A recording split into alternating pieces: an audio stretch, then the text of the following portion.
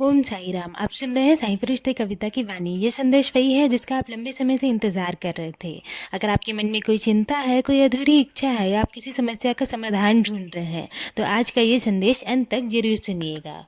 चलिए शुरू करते हैं।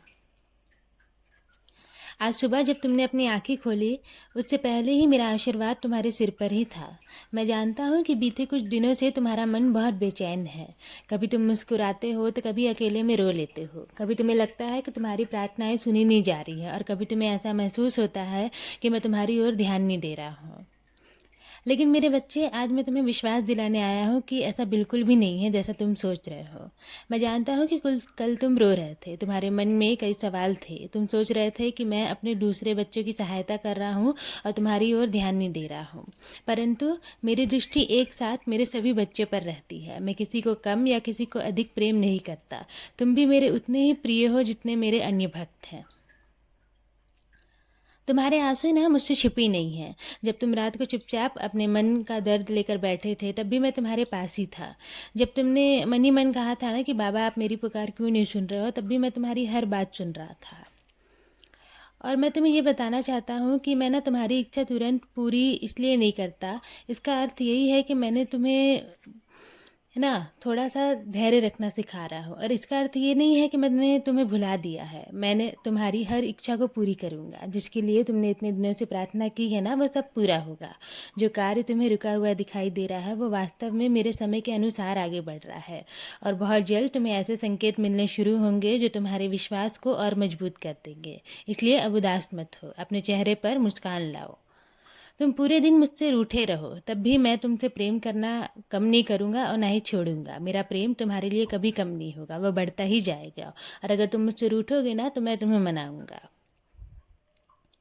याद करो मेरे बच्चे, आज तक तुम्हारे जीवन में जितनी भी कठिन परिस्थितियाँ आई हैं, उनमें से तुम्हें किसने बाहर निकाला है? जब सब रास्ते बंद हो गए थे, तब नए रास्ते किसने बनाए?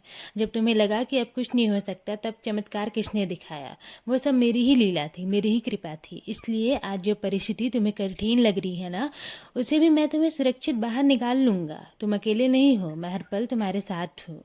मैं तुम्हारे भविष्य को देख रहा हूँ। मैं जानता हूँ कि कौन सी चीज़ तुम्हारे लिए सही समय पर तुम्हें मिलनी चाहिए।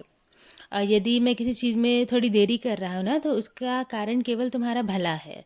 क्योंकि कभी कभी जो चीज़ हम तुरंत चाहते हैं, उसका सही समय वो नहीं होता है। और जब सही समय आता है ना, तो वही चीज़ तुम्हारी अपेक्षा से अधिक सुंदर रूप में तुम्हारे पास आती है।